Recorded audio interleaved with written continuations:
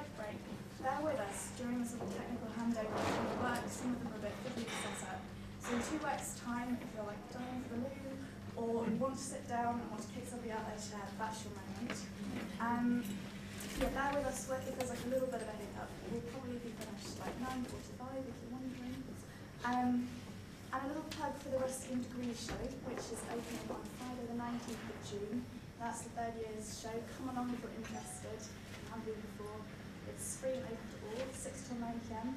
And look out for the Ruskin first year's show, which will be at some point between now and then as well.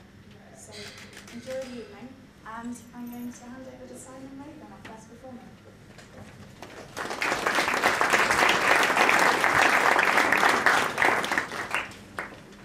Thank you, Ruth, and everyone for having me. I was with Ruskin about 15 years ago I finished, and for my degree show I did a piece called Eggnog, where I'd filmed some eggs being blown onto a bit of glass from underneath, and I projected it onto an orb. And the orb was painted with, can everyone hear me okay? Yeah. The orb was painted with glass beads that go in road markings. I was just enjoying the exhibition upstairs about, particularly a piece by Gunther Bruce, who I was really obsessed with.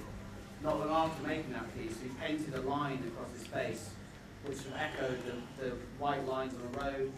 And it was just one of those wonderful serendipitous things which occasionally happens. Another one was, I just very much enjoyed Mark Mindell's performance upstairs, where he created a sort of drink from beneath a conceptual haystack. And I'd like to kind of continue that. As serendipity would have it, I'm going to make a conceptual cocktail for you this evening, which is called Eggnog 2. And I just spent a very pleasant day in the cocktail bars of Oxford doing my research for you. And there's some footage here from that place. So yeah, I'm going to prepare an Eggnog 2 for you.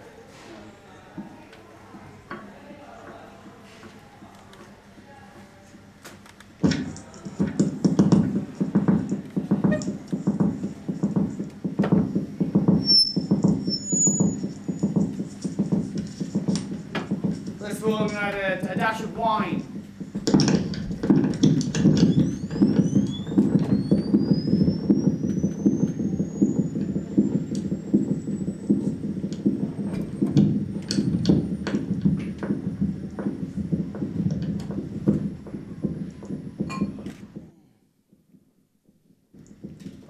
I should have mentioned I'm going to do this blindfold for you, okay?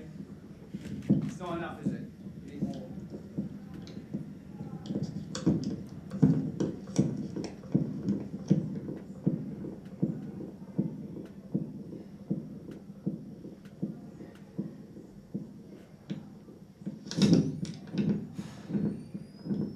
I should create a retinal burn on your eyes. That's how I like to start making this cocktail. It's handmade. Okay. Got that? I made a film for Ruskin Shorts a few years ago where I tried to create a retinal burn in a film, but I think live is better.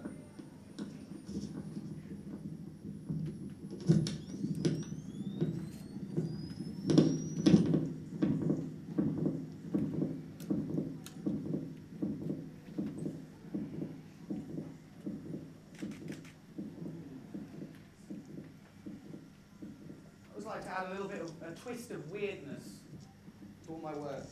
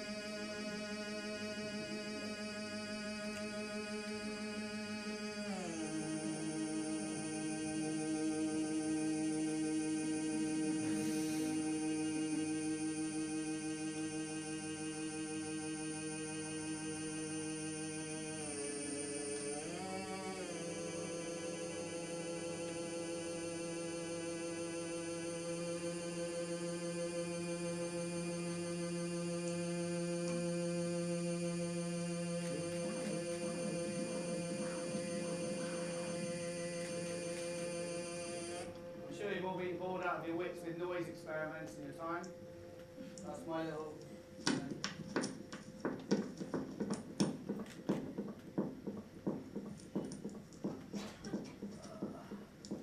Okay, it's an eggnog.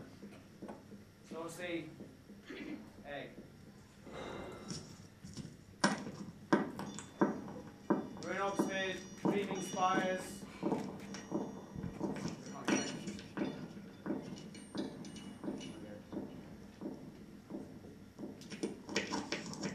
We're going to shake this egg up, okay?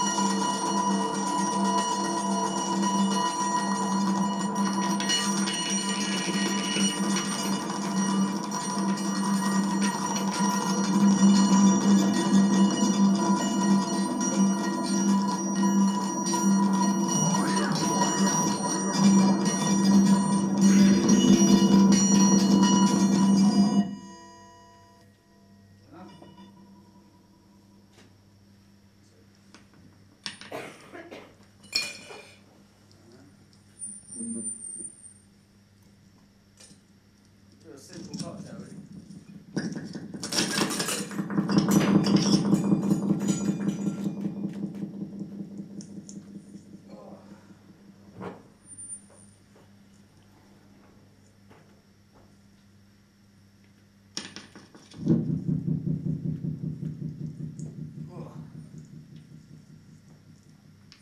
Add a splash of entertainment. Because that's what ultimately.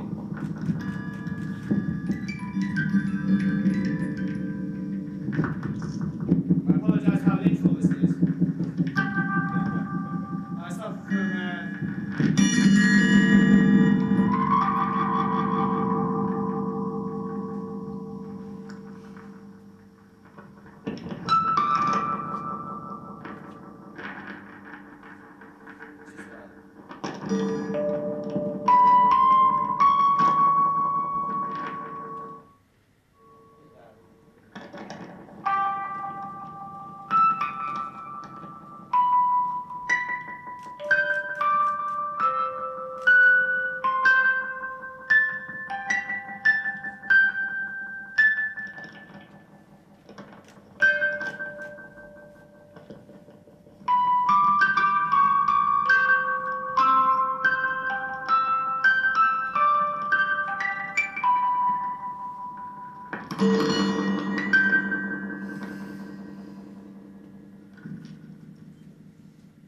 Sometimes I like to dribble into my cocktails a little bit.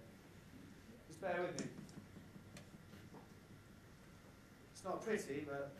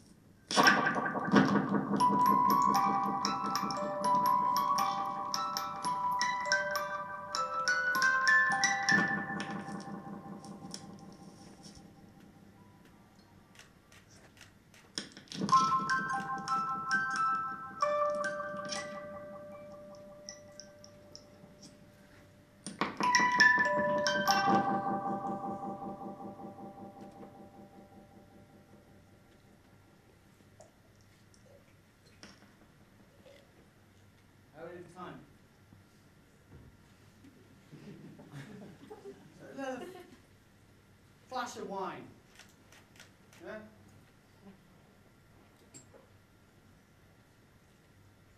Oh, leave that to me.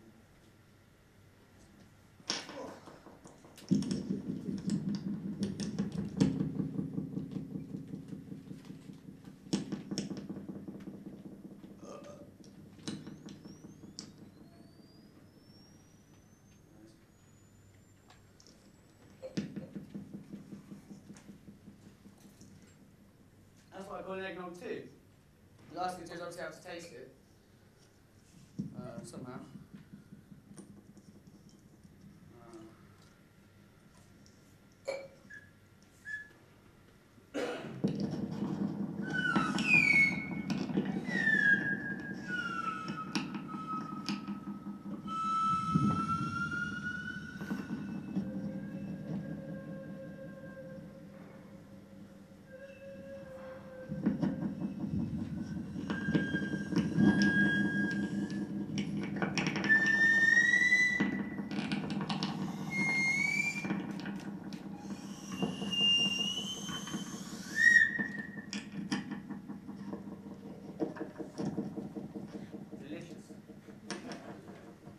Thank you very much.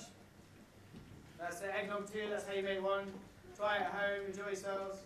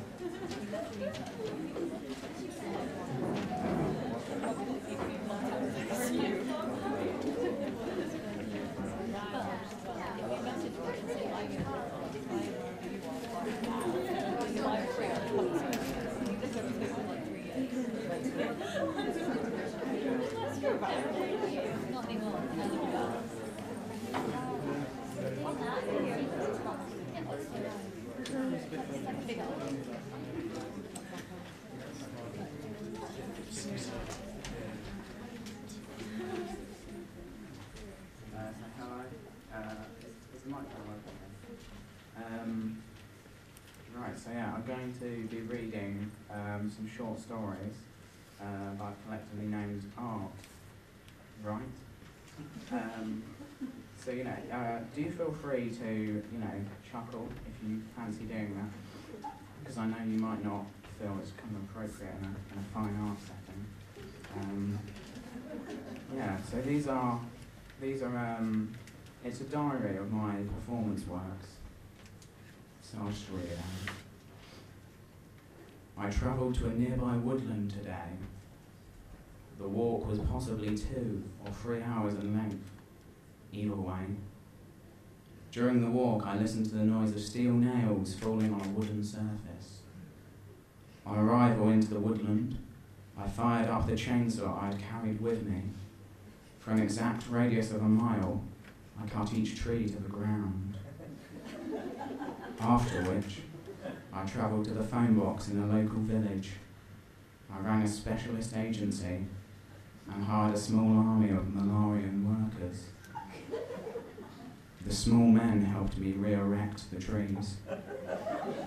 They held them steady whilst I sewed the trunks back to the bases with copper wire, during which I played on a loop Roger Whittaker's hit single New World in the Morning.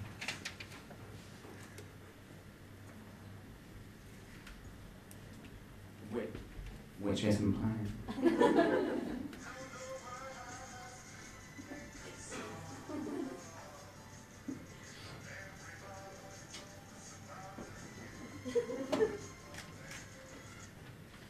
This appeared to boost the morale of the workmen.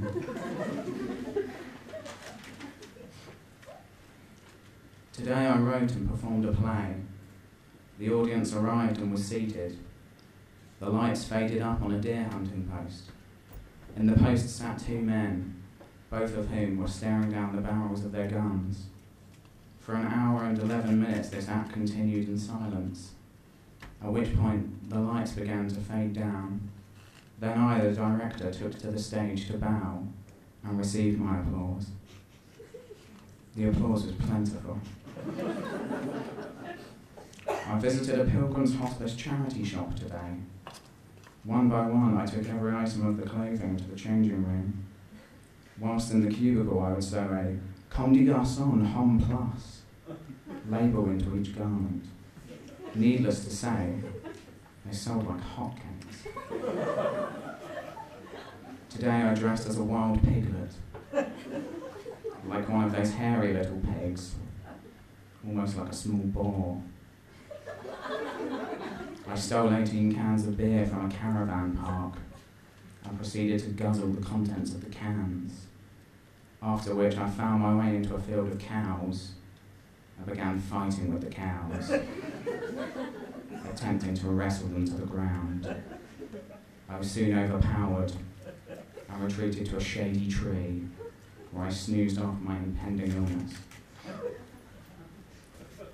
Today I made my way to Scotland. It was a miserable, grim land. I wanted to leave. But I decided to stay because I'd come to do some of the art. A long story short, I made my way to the foot of Mount Snowdon, atop a miniature Shetland pony.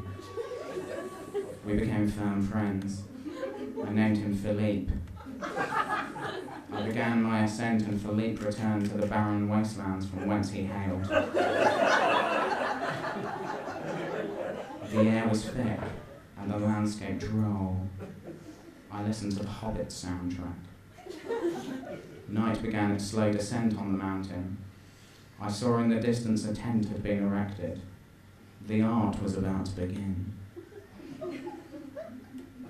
I reached the tent under the veil of darkness, with the kind of stealth you'd find in a John le Carré novel.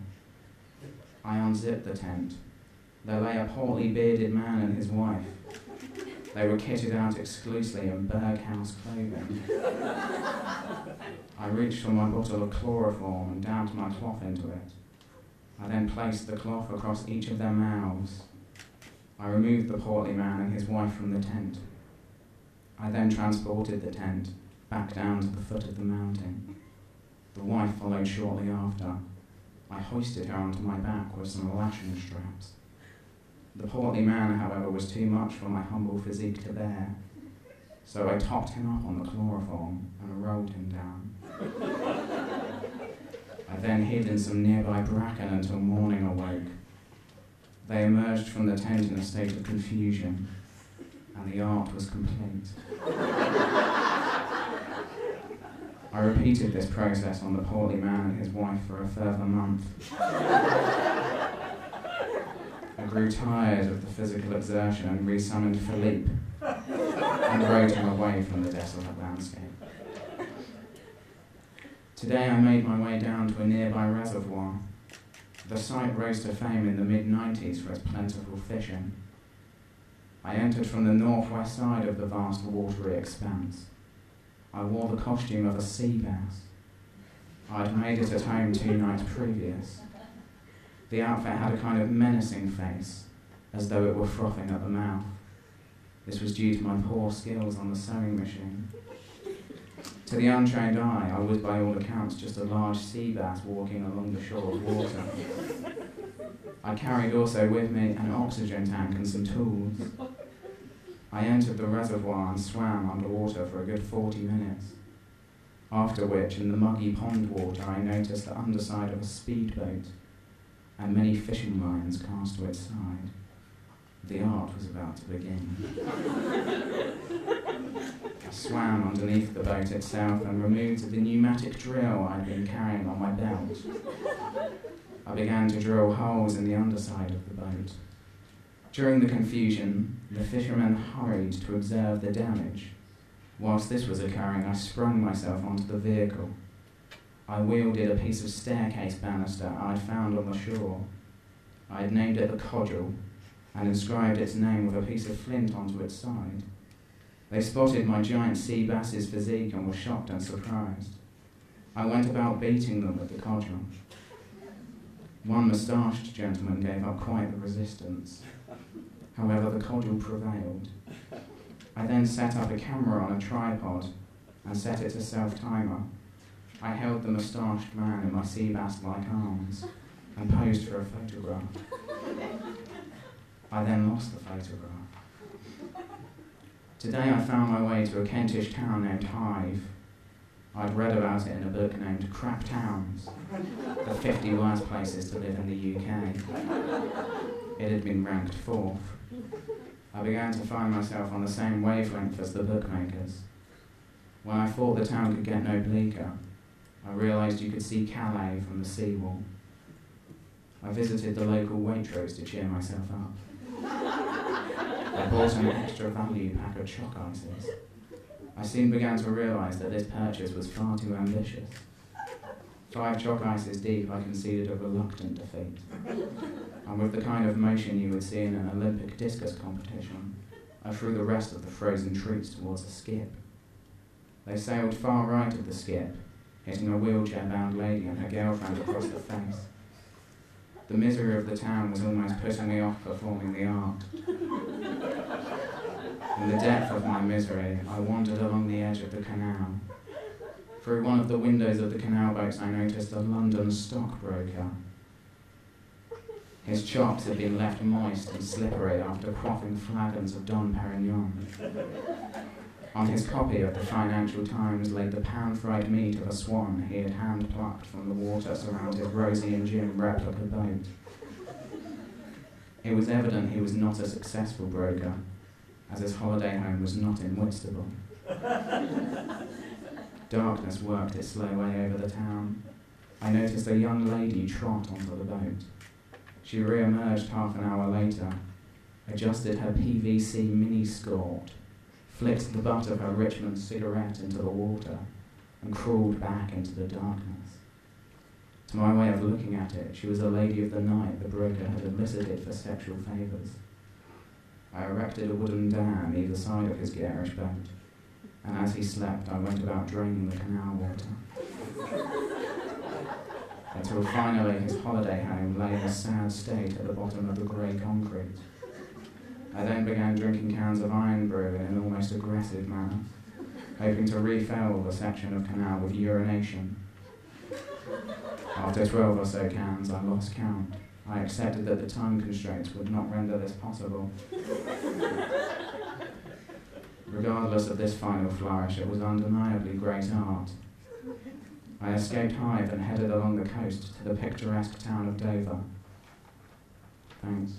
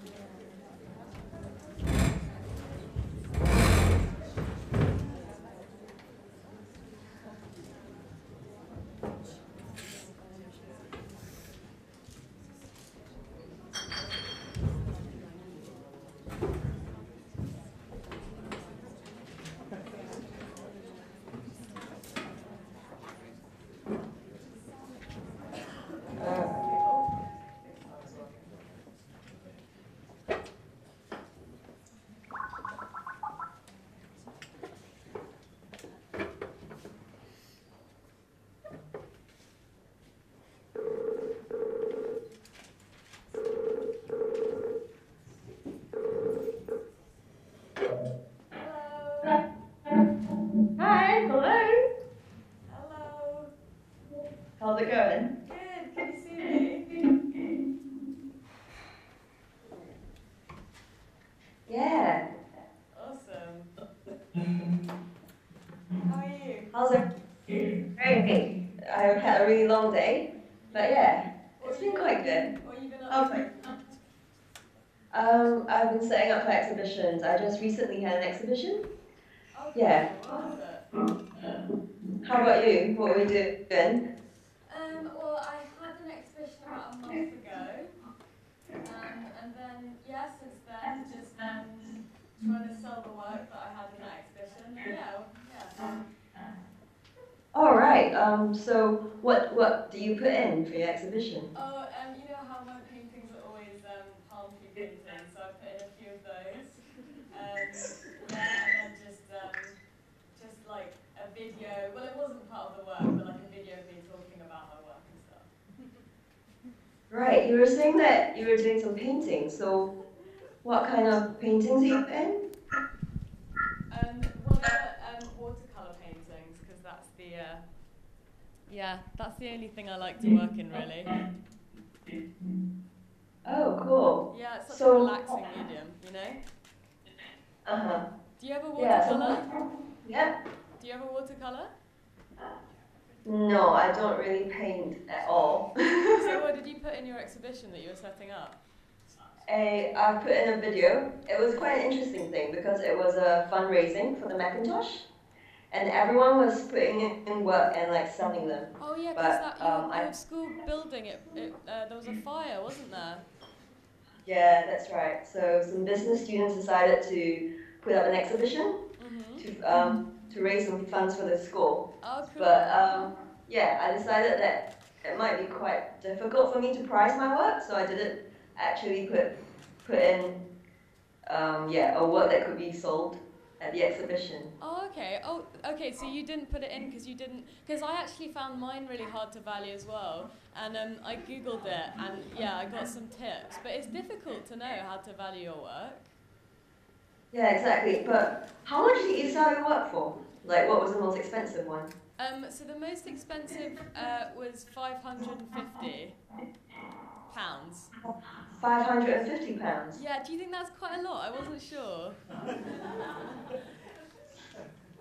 Well, what kind of responses did you get? Yeah, I think people seem to like it. They said they were like really like pretty. No one ended up buying any, but you know, I guess it happens. Yeah, it's interesting. You have like different currencies. Oh, what As a price tag, isn't it? Yeah, when I exhibit them. Well, because you know how we were talking the other day about the globalization of the art market and how it's becoming like more international. Yeah. So I thought that might be a good way to cater to it if I put in different currencies. I thought no matter where people are from, they can kind of look at the work and think about buying it, you know? Yeah, totally. Catering to all different kinds of like your customers, Yeah. isn't it? Yeah, I think so. That's what I was trying to do. Nice. Yeah. Well, so how's your yoga business coming along? Oh yeah, did I mention to you that Halliburton took over my yoga business? Yeah, I think you mentioned it to me. Yeah. So that's been pretty good. Yeah. They're now in charge of the actual like running of it, but I still obviously do the yoga lessons. Right. So what does Halliburton want you to do, and like this whole like business exchange thing? It's quite interesting that they would like be interested to buy out your business. Yeah, I guess so. I mean, I think they heard about my kind of spiritual yoga and how I kind of connect, and they thought I could maybe help them clean up some of the oil spills. Wow, interesting. How do you do that then? So they've shifted the responsibility to you, kinda, to clean up the oil spill. I guess so, but like I guess I'm their employee, you know. So yeah, I just kind of connect and fill the roots and kind of connect with the environment and help to soothe it, you know. Help soothe the environment. Yeah. Wow, really interesting. Yeah, it's great. No, it's been good. I've actually had quite a lot of criticism since I decided, I guess you could say, like, collaborate with Halliburton. Yeah, exactly. Have you researched about Halliburton or like what they do? I just know that they're like an oil company might not be really ethical. Like, what do you think? Yeah, I guess so, but everyone, like, I don't know, you must have a job on the side as well. Like, everyone has to make money, you know. Yeah, but you have a choice about like who you collaborate with, isn't it? Like. I guess it, but like, you know, the Tate they collaborated with BP for ages. Yeah. And if they hadn't, none of those artists would have been able to show work. Do you not think so? Do you think it's actually because the state has like taken away quite a lot of like funding to places like this? Yeah, I think that might be part of it. I've actually, you know, I'm doing this visiting digital student thing at the Ruskin. Yeah, so that's been really good, and like they gave me funding. I got the space for free and stuff, and yeah, it's so helpful. You know, I know it's just my hobby. I'm not professional, but it does really help to have the space and the funding and stuff. Nice, really good. So, how's the tropical like painting coming along? Oh, it's good. They're just so fun to do. I mean, I guess I do them to have fun mainly.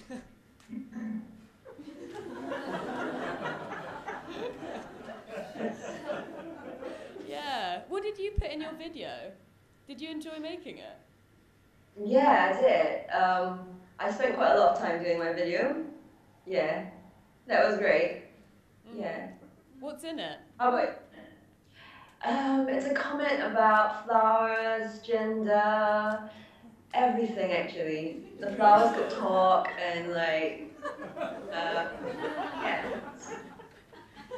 That sounds great. Yeah. So were you the only one in the exhibition not selling your work?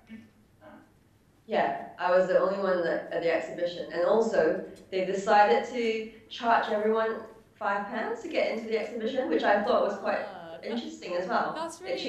That's unusual, right, for a private view sort of thing? Yeah, it was unusual, and some people, like some of my friends, didn't want to kind of pay for the entrance fee, even though they knew that the money was going to go to the art school. So I think it is the same with the thing with Halliburton, isn't it? Did you lose any students? Just because they knew that you were collaborating? From the yoga studio? Yeah. Well, yeah, a couple of people decided not to come back. I mean, I guess before, when it was me running it, I had more of a regular group, and now some of them don't come anymore. But because Halliburton are running it, you know, they're a big company, they know what they're doing, so they advertise it, and then it's kind of more of a turnaround, and different people come. But the classes are still full. Yeah, so I think it's good advertising for you. Yeah. And exactly. also, maybe for Halliburton as well, that they are trying to do something. Yeah. But and it's good advertising for you to be in that, the business students exhibition, isn't it? Even if you didn't sell your work, people will know about it more. Yeah, maybe, yeah. Yeah. But if you did sell it, would you give just that one copy of the video to whoever's buying it? Give the money? No, would you give just one copy of the video to the person buying it and say that no one else? Yeah. I think it's like copyrighted, so I would just the person that buys it will own it. Oh, okay. But yeah. Yeah. But there was someone that asked me about it, you wouldn't sell it, isn't it? Because you would have many copies of the same video. That was an interesting point. There was a student that came up to me and asked me that question. That's really funny. I guess it gets complicated when it's not like an object or a painting. Yeah, totally. Yeah. Actually, I find copyright really important. I get so paranoid that people, if they took photos of my work in an exhibition, they could just recreate it, if they printed off the photo. Is that what you're trying to do as well with your paintings? Recreating kind of tropical, sceneries and stuff like that. Is it important to look like it was real? Or is there a certain style that you're painting? Well, I normally I do them from screensavers because they have it's really nice composition and stuff. Yeah, because it's nice angles. So I guess maybe it's not that important that it looks like the space, but just that it feels like kind of special and like a kind of, I guess almost like a magical space where you can just feel relaxed and on holiday, Wow, that's good for £550. Relaxed and it's almost you're home. Yeah, it's not a bad deal, is it? Oh, great. Yeah. Yeah, it's going all right. I'll see. I mean, it's not like I need to make money off it because it's still my hobby, but it would be nice if someone, wanted to have it in their house. It'd be quite a compliment, I think. But does it matter to you, who buys your artwork? Do you think, your art needs to be kind of ethically funded? Or, say, remember we were saying about the Budovic collection? Oh, yeah. They had some trouble with some of their artists, didn't they? Didn't want to collaborate. Yeah. Yeah, totally. I mean, I Yeah. guess, yeah, people, what was the reason? Because they were because they were supporting they're pro-Israel, Oh, and yeah. so they got a lot of money through selling arts to Israel. I mean, I guess people have a lot of reasons for doing things, and you don't always know the full situation. And artists need to make money, I guess you can wait for someone ethical to come along, but Well, maybe. yeah. I mean, would you sell your artwork only to people who you thought were kind of suitable morally? Yeah, I screen my friends. I don't buy into Coca-Cola. Yeah, I'm not sure. Well, I can understand that. It's almost like it's part of your artwork or, of your brand or something. It's important. Yeah, Yeah. I guess it is the intention as well, isn't it? As much as the aesthetic of it. Yeah. Yeah, exactly. Yeah. Like the thought behind it, how I have the idea of it being like tropical. Like maybe you have a different idea behind what you're doing. Yeah, totally. Yeah. It's good to hear what you're up to though. Sorry? It's good to hear what you're up to. Yeah, you too. It seems like it's going well for you. Yeah, it is. And yours too. You're really going big on like both the your business side, your art side. Yeah, I mean the Facebook is getting a few likes now. It's kind of they're coming in. I'm just learning about like self-promotion. It seems really important to be present. Have you got a website yet? No, I haven't really made one. Yeah. Do you think you'll do it soon? It's not that important, is it? What? Do you think you'll do it soon? No, not really.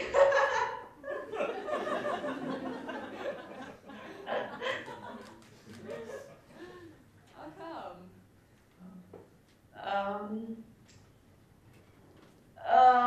It's pretty time consuming, I think, to make a website.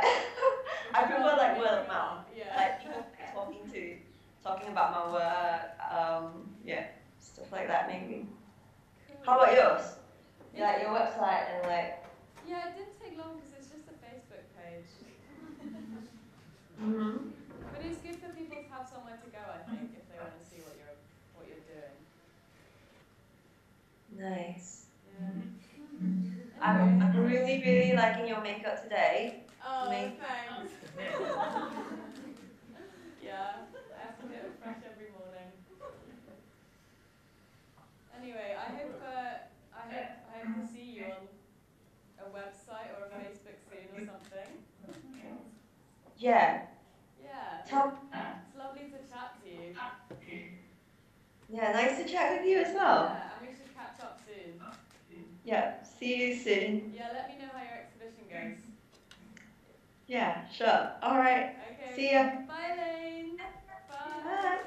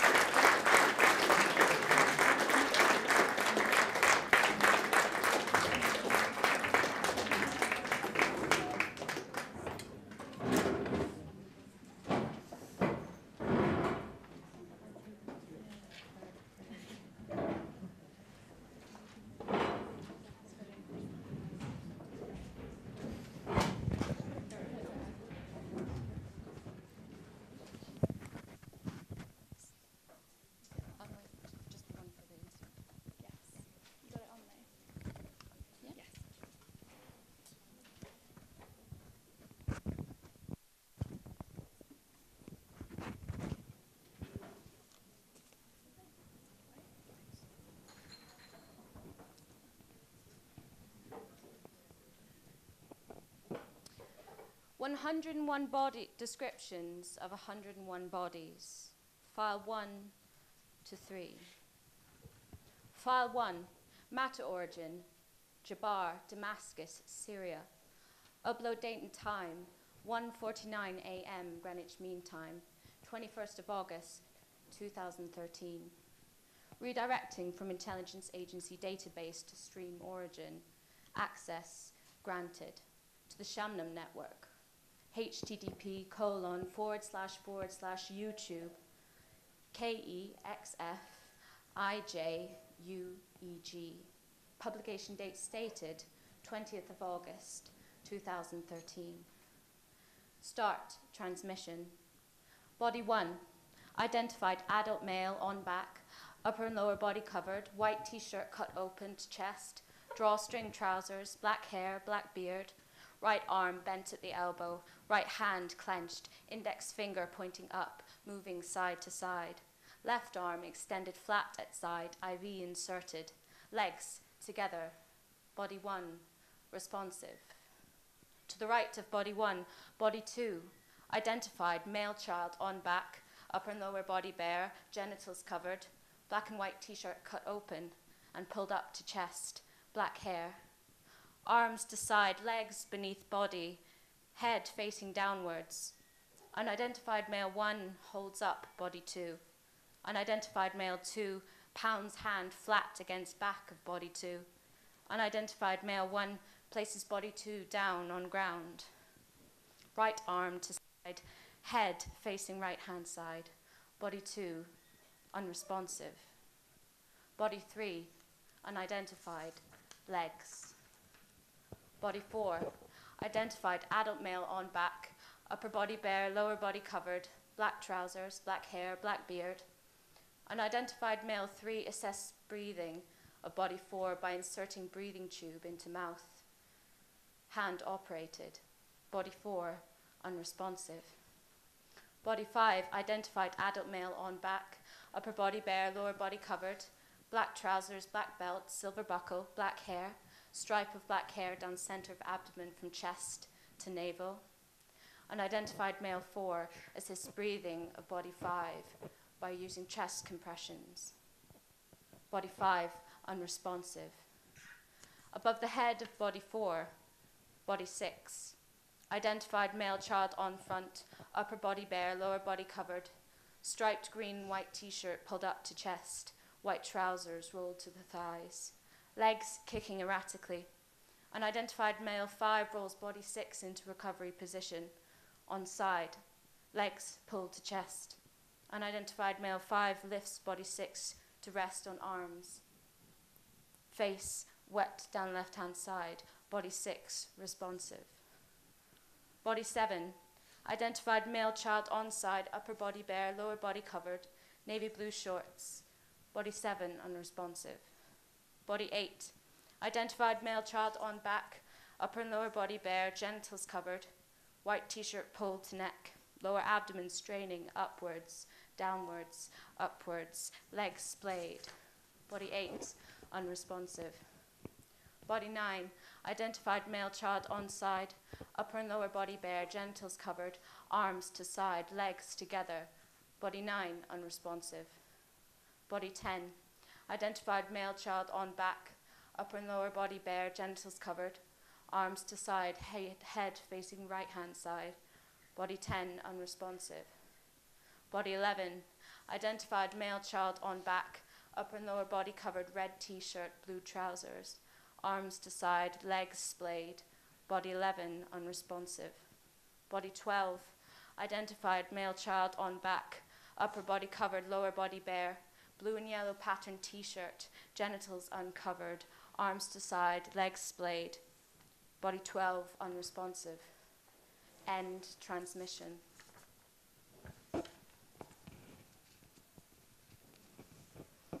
File 2. Matter origin, Eastern Ghouta, Damascus, Syria. Upload date and time, 3:56 a.m. Greenwich Mean Time, 21st of August 2013. Redirecting from Intelligence Agency database to stream origin. Access granted to the Shamnam network. http:///QLXJNKTESK. Publication date stated 20th of August 2013. Start transmission. Body 13. Identified adult male on back, upper and lower body covered, white vest t-shirt, black trousers, black belt, silver buckle. Unknown liquid surrounding upper and lower body. Arms tied for burial across chest with cream flannel shirt. Legs tied for burial around knees with blue jacket. Head unknown liquid surrounding. Body 13, unresponsive. Body 14, identified adult male on back, upper body bare, lower body covered, grey and white check trousers, black hair, thin black beard. Lower abdomen convulsing, arms tanned up to the elbows, flexing erratically. Right arm bent to elbow, flexing erratically. Right hand on chest, wedding ring on finger. Left arm to side, left hand on stomach. Legs twitching erratically. Head pointing upwards. Unknown liquid surrounding. Eyes open. Face covered with unknown liquid. Body 14, responsive. Body 15. Identified adolescent male on back, upper and lower body covered, white vest top, grey tracksuit with black stripe down outside of legs, black curly hair, thin black beard, stomach convulsing, arms wrapped around stomach, legs splayed, head unknown liquid surrounding, mouth expelling foam down left-hand side of face. Unidentified male 1 places hand flat on the right side of body 15's face, inserting unknown liquid into mouth. Unidentified male 1 wipes unknown liquid off face of body 15. On front, hands under body, right hand, index finger pointing upwards, wipes mouth, index finger pointing upwards. Body 15, responsive. Body 16, unidentified, legs, right hand. At the feet of body 13, body 17. Identified adult male on back, upper body bare, lower body covered, black tracksuit trousers, orange pockets, black hair, thick black beard. Arms to side, tan lines up to shoulders, head resting on stomach, right hand, wedding ring, head supported upwards by brown leather shoe, mouth convulsing open shut, expelling foam down right hand side of face, nose expelling foam from both nostrils, eyes rolling, red, swollen. Body 17, responsive. At the feet of body 17, body 18. Identified male child on back, upper and lower body covered, yellow and white striped t-shirt, cut open with hollows and ties at the neck. White embroidered text across chest reads baby. Pink embroidered flower over left breast, short blue jean skirt, black jeggings, black flip-flops, hair black, and down the left-hand side of face. Arms bent to the elbow, raised, left arm IV inserted, hands in fists twitching, right arm raised, right hand to mouth pulls skin downwards, right arm flat to floor, right leg bent at knee, raised to chest, moving side to side, eyes twitching, red, swollen. Body 18, responsive. Body 19, unidentified, mass, covered with turquoise cloth. Unidentified male 1 carries body 19 on stretcher. Unidentified male 2 carries body 19 on stretcher. Body 19 unresponsive. End transmission.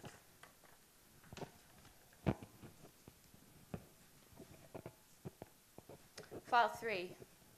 Matter origin, Dumar, Syria. Upload date and time, 9:39 a.m. Greenwich Mean Time, 21st of August 2013. Redirecting from Intelligence Agency database to stream origin. Access denied. Tracing alternative file route, attempt 1. Access granted to the Shamnam network. http://YouTube/op4a 7HERRY. Publication date stated 21st of August 2013. Start transmission. Body 20. Identified male child on back, upper and lower body bare, genitals covered, t-shirt cut open and pulled up around neck, black hair. Stomach swollen, convulsing rapidly, arms at side, head moving from side to side. Body 20, responsive.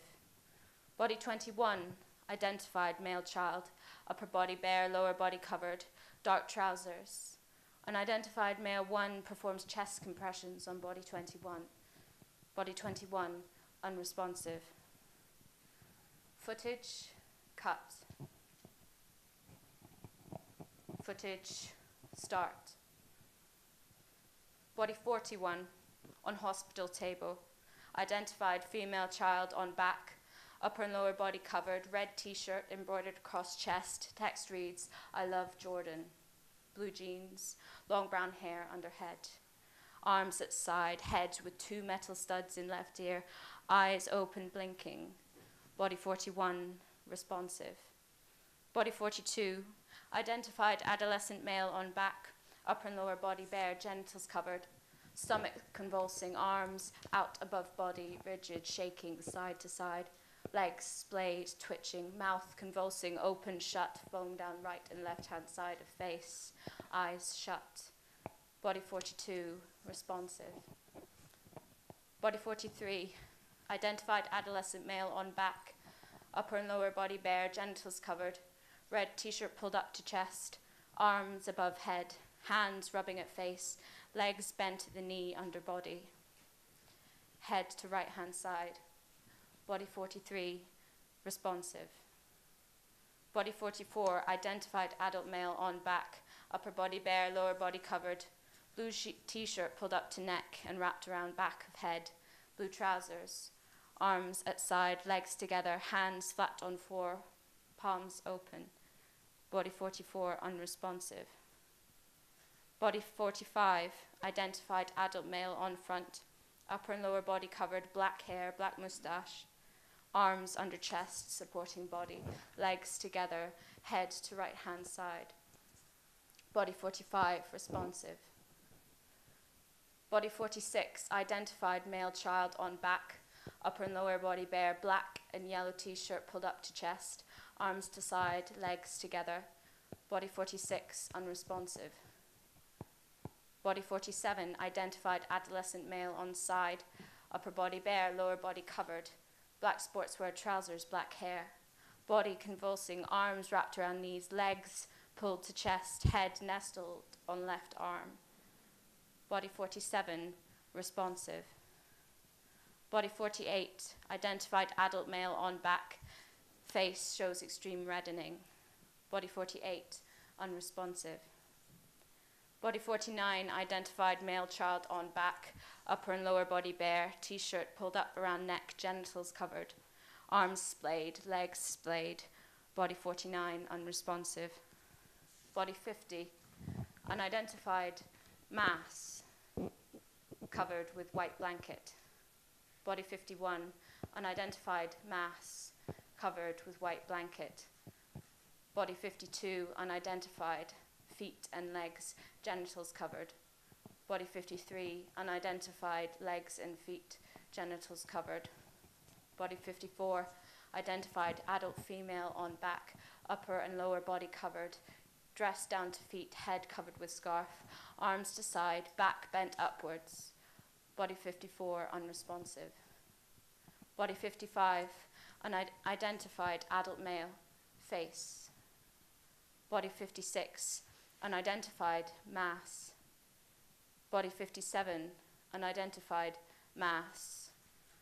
Body 58, unidentified, mass. Body 59, unidentified, mass.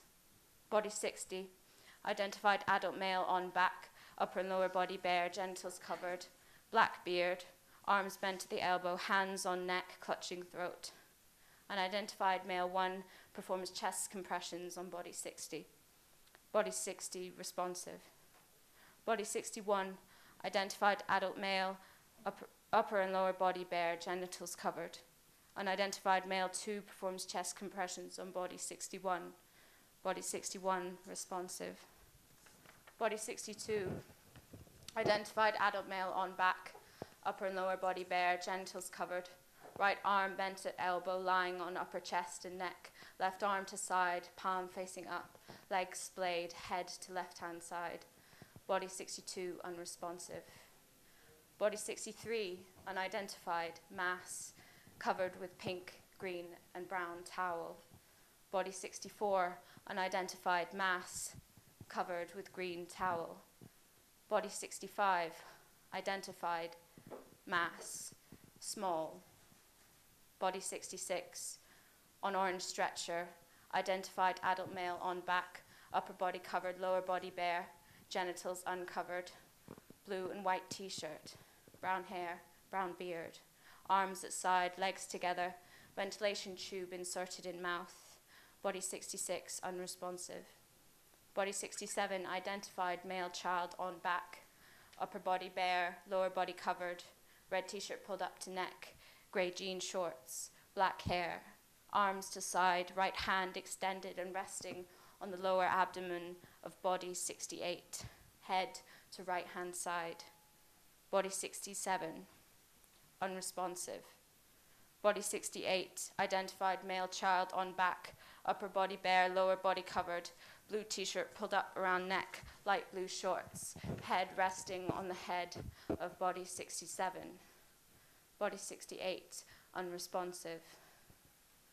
Body 69, identified adult male on back, upper and lower body bare, white t-shirt pulled up to neck, blue trousers around ankles, genitals uncovered, head shaved, brown beard. Body 69, unresponsive. Body 70, unidentified, mass, end transmission.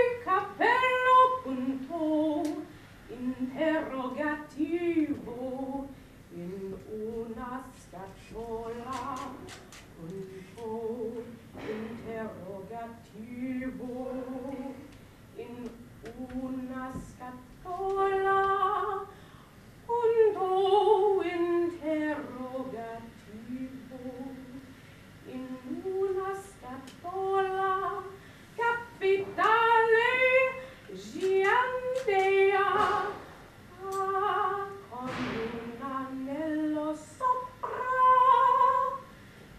minuscule di capitale sì, minuscule i, punto interrogativo in una scatola, capitale doppio voi, punto interrogativo in una scatola, punto interrogativo in una scatola, punto interrogativo in una scatola, orizzontale 8, capitale A, umlaut, virgola e punto interrogativo in una scatola barra, minuscule capitale A, virgola, accento, integrale segno, capitale umlauti inferiore uguale a segno rasciusoar con un anello sopra, minuscule di capitale A, T, minuscule e qui grande di segno virgola, se nere segno capitale U, cappello minuscole virgola tilde segno capitale